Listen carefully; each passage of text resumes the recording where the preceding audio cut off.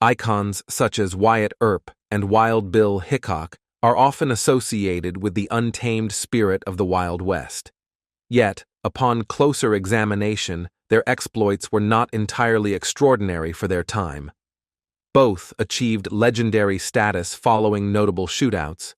Earp, notably, at the infamous gunfight at the OK Corral, and Hickok after his encounter with David Tutt. However, it's crucial to recognize that numerous individuals across the Old West also emerged victorious in similar gunfights, their feats often overshadowed by the prominence of Earp and Hickok. In reality, the Old West was teeming with individuals who engaged in acts of frontier justice, often settling disputes with firearms. While Earp's involvement in the OK Corral shootout and Hickok's duel with Tutt undoubtedly solidified their places in history, they were just two among many who navigated the rugged landscape of the western frontier. Number 10. Owens-Blevins Shootout. Perry Owens. During the tumultuous years spanning from 1882 to 1892, the Tonto Basin in Arizona bore witness to a brutal feud famously dubbed the Pleasant Valley War. This feud was not merely a clash over land rights.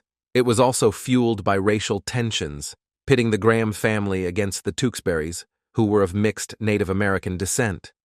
The protracted conflict only ceased with the demise of the last Graham, leaving both families ravaged by loss as casualties mounted on both sides. The most harrowing chapter of this feud unfolded in 1887, marked by a grim event where members of the Graham faction simultaneously claimed the lives of two Tewksburys. Perry Owens, recently appointed as sheriff of Apache County, resolved to hold the perpetrators accountable and uphold the law in the volatile territory. Fortuitously, Andy Cooper, also known as Blevens, an associate of the Grahams, carelessly boasted of his involvement in the killings, providing Owens with a lead. Armed with nothing but a warrant and a Winchester rifle, Owens embarked on a solitary mission to apprehend Cooper. While the warrant initially pertained to charges of horse theft, it was emblematic of the pervasive lawlessness that plagued the region, with the Blevens family notorious for their involvement in cattle rustling. Upon reaching the Blevens homestead, Owens confronted a dozen members of the family, including Cooper. Despite Owens's efforts to peacefully serve the warrant, Cooper adamantly refused to comply, instigating a deadly standoff. In the ensuing exchange of gunfire, Owens swiftly neutralized Cooper before turning his sights on Cooper's brother John and their associate Mose Roberts. Tragically, the confrontation escalated when young Sam Blevens emerged brandishing a revolver, meeting a fatal end at Owens' hands while cradled in his mother's arms. The aftermath of the confrontation saw Cooper and Roberts succumb to their wounds, while Owens's actions were deemed justified by the authorities, cementing his legacy as a figure of the Wild West. This episode exemplifies the complex and often violent dynamics that characterize the settling of the American frontier, where lawmen like Owens navigated the thin line between justice and lawless. Number 9. The Variety Hall Shootout. Mysterious Dave Mather. In the Wild West, the year 1880 witnessed a dramatic showdown in the bustling city of East Las Vegas, New Mexico. Amidst the dust and clamor of the frontier town, a solitary figure emerged from the fray unscathed: the enigmatic, mysterious Dave Mather. At the time, Mather held the position of deputy marshal under the auspices of Joe Carson, who enforced a strict no-gun policy within the city limits, reserving such authority solely for himself and his deputies. However, the tranquility of East Las Vegas was shattered when a quartet of unruly cowboys brazenly rode into town, heedless of the established regulations. As they stirred up trouble in a local saloon, Marshal Carson confronted the interlopers, demanding their compliance with the disarmament decree. Yet, met with defiance, the situation swiftly escalated into a deadly exchange of gunfire. Tragically, Carson fell victim to the initial barrage, leaving his deputy, Dave Mather, to confront the assailants.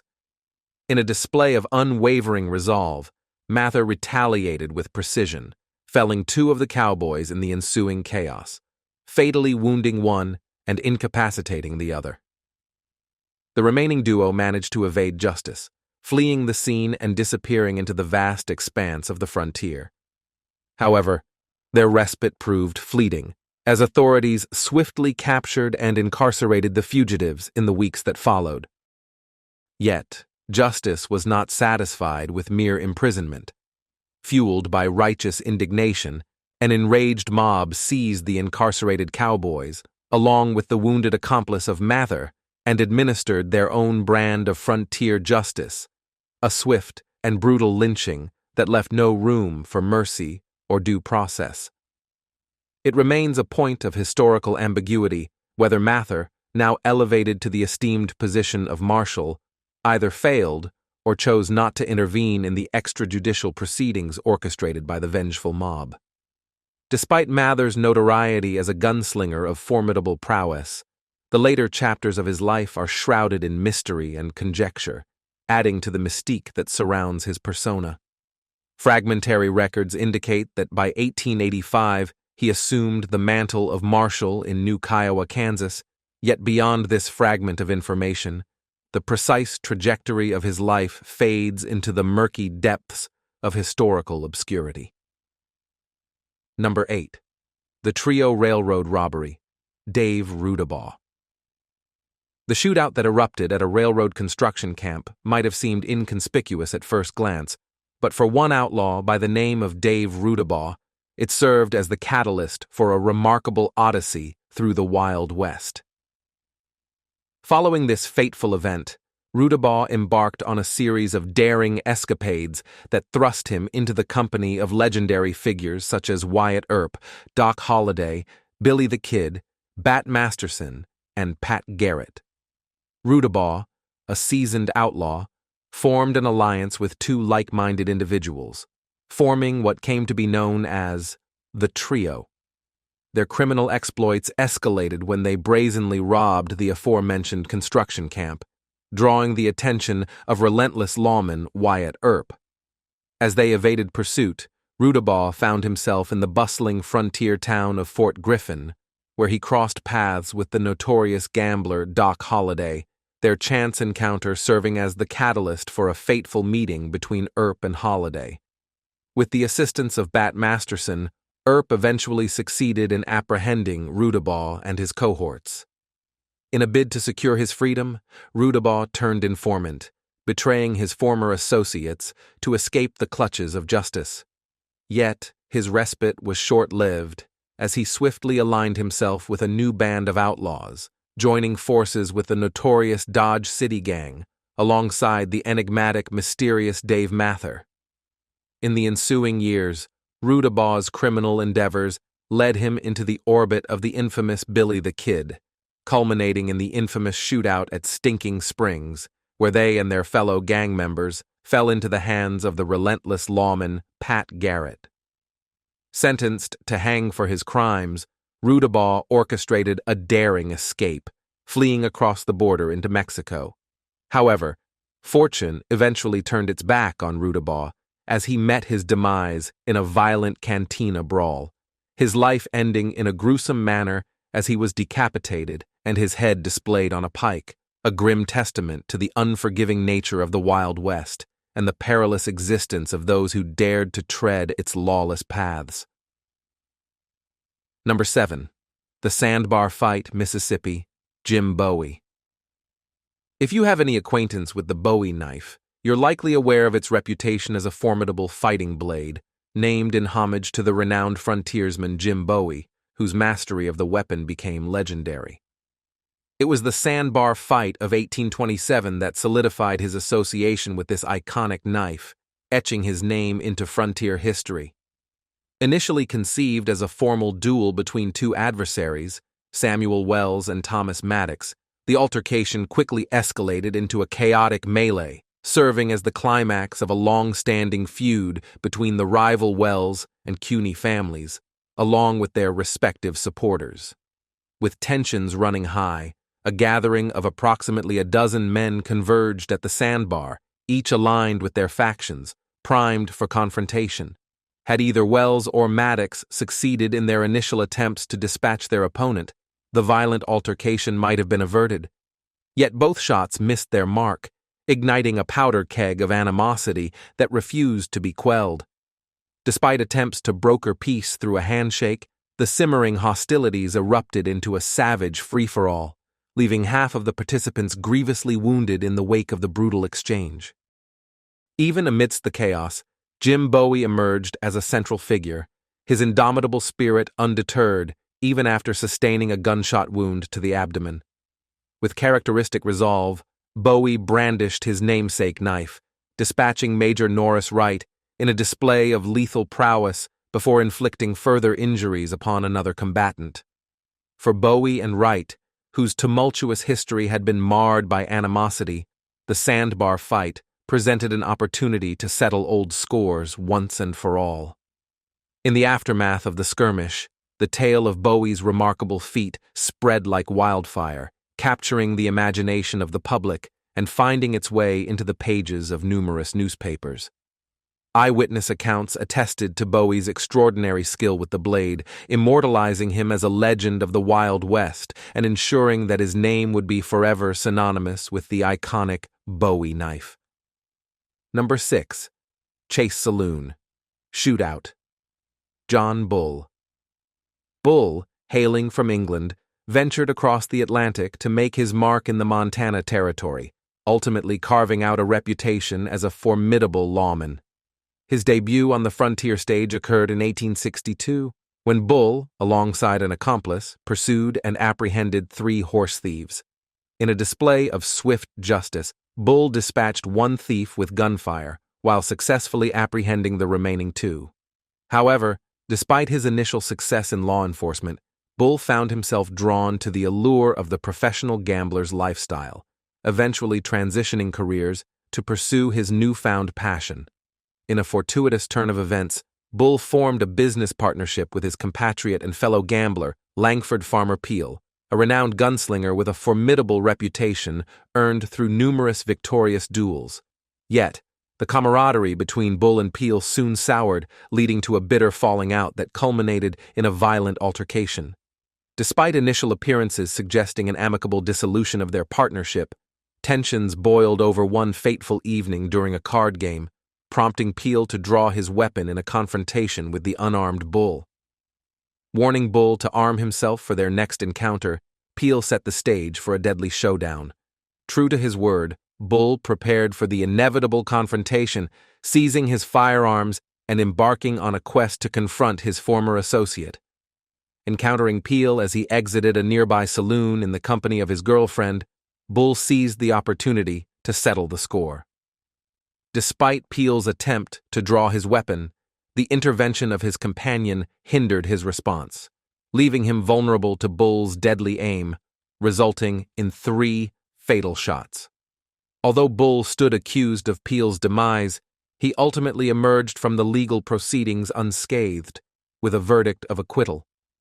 His notoriety soared in the aftermath, as news of his triumph over the formidable gunslinger Farmer Peel spread throughout the frontier towns, cementing his status as a famous figure in the Old West.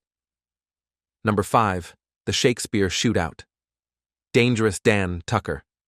Once a thriving community in the late 19th century, Shakespeare, New Mexico, now lies silent and deserted, a haunting relic of bygone days.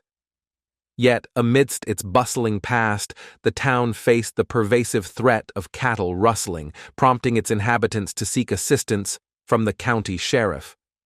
In response, the sheriff dispatched his most formidable deputy, Dan Tucker, to restore order to the lawless frontier.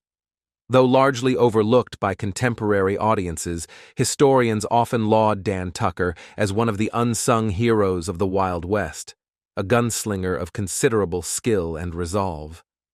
By the time Tucker arrived in Shakespeare in 1880, he had already garnered a fearsome reputation, earning the moniker Dangerous Dan for his willingness to confront adversity head-on, often resorting to his firearms to uphold justice.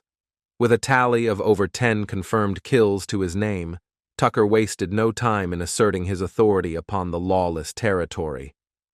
Tucker's formidable presence soon became synonymous with law and order in the region, instilling a sense of fear and respect among both outlaws and law-abiding citizens alike. His reputation was such that even notorious figures like Wyatt Earp and his band of cohorts opted to circumvent Tucker's jurisdiction during the infamous Earp Vendetta Ride of 1882, opting for a circuitous route rather than risk a confrontation with the formidable deputy. However, it was a confrontation a year prior that thrust Tucker into the spotlight of notoriety, when he found himself embroiled in a shootout with two suspected cattle rustlers wreaking havoc on the streets of Shakespeare. Though the exchange of gunfire yielded no casualties, Tucker's swift action resulted in the apprehension of both perpetrators, identified as Russian Bill Tattenbaum and Sandy King, both known members of the notorious Cowboys gang, notorious for their clashes with the Earps at the OK Corral. Number 4. Nako gunfight, Jeff Kidder.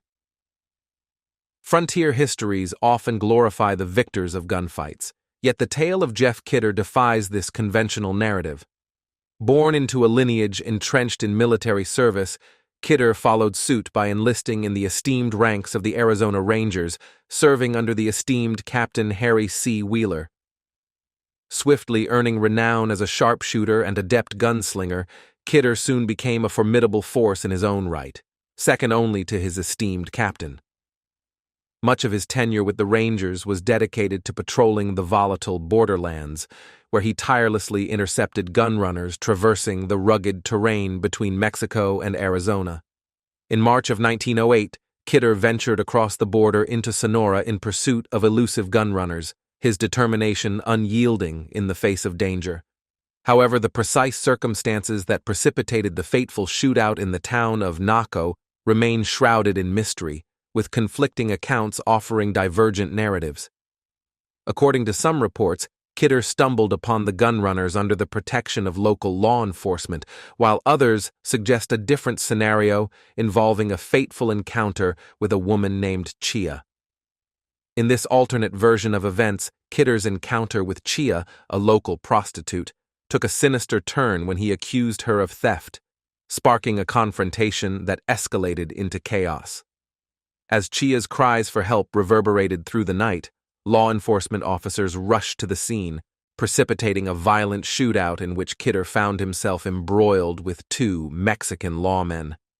Though he sustained a grievous wound to the stomach, Kidder displayed remarkable resilience, managing to return fire and incapacitate both assailants before staggering away in a bid for survival.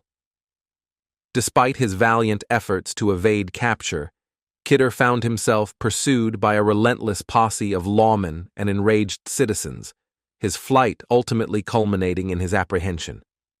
Subsequently incarcerated and subjected to brutal reprisals, Kidder succumbed to his injuries, his tragic demise underscoring the volatile tensions that permeated the borderlands. In the aftermath of the incident, numerous officers involved in Kidder's brutal treatment were discharged, a desperate attempt to mitigate the risk of an international incident precipitated by the violent confrontation. Number 3. Jim Waters' Saloon, Dan Bogan. Dan Bogan, originally aspiring to a cowboy's life, found himself ensnared in a cycle of violence that would shape his tumultuous existence. In 1883, Bogan spearheaded a bold strike aimed at securing fair wages for fellow cowboys, only to face defeat as the ranch owners retaliated by blacklisting the dissenting workers. Faced with dwindling prospects, many disgruntled cowboys, including Bogan, resorted to the illicit practice of cattle rustling, prompting ranch owners to enlist the services of renowned lawman Pat Garrett to quell the burgeoning criminal activity.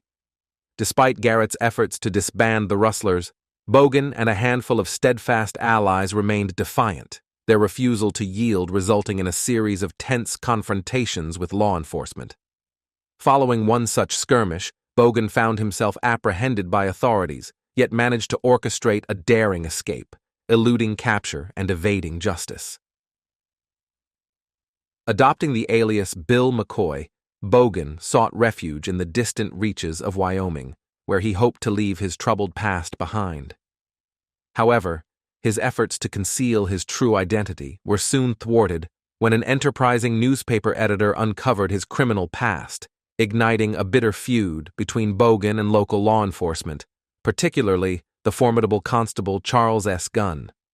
Despite numerous confrontations with Gunn, Bogan consistently balked at the prospect of a fair duel, recognizing the constable's reputation as a skilled marksman and former Texas Ranger.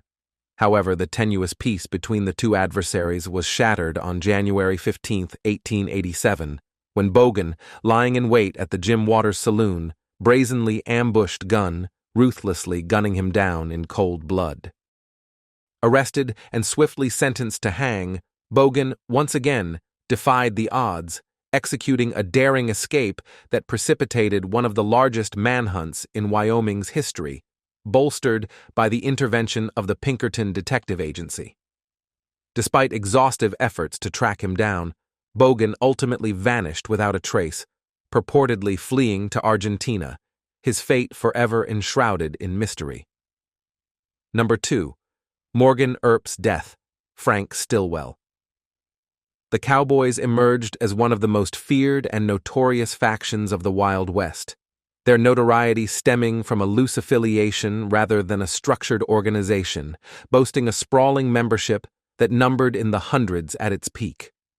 Their infamy was largely fueled by a series of violent encounters with the formidable Earp brothers, cementing their place in frontier lore. The climax of their tumultuous relationship with the Earps unfolded in the infamous gunfight at the OK Corral, where the Cowboys suffered heavy losses at the hands of their adversaries. However, their thirst for vengeance knew no bounds, and mere months later, they orchestrated a retaliatory strike that would reverberate through the streets of Tombstone. On the fateful evening of March 18, 1882, Morgan Earp found himself leisurely engaged in a game of billiards at Schieffelin Hall, unaware of the impending peril that lurked beyond the confines of the saloon. A sudden volley of bullets shattered the tranquility of the moment, with one projectile finding its mark and fatally injuring Morgan, while narrowly missing his brother Wyatt.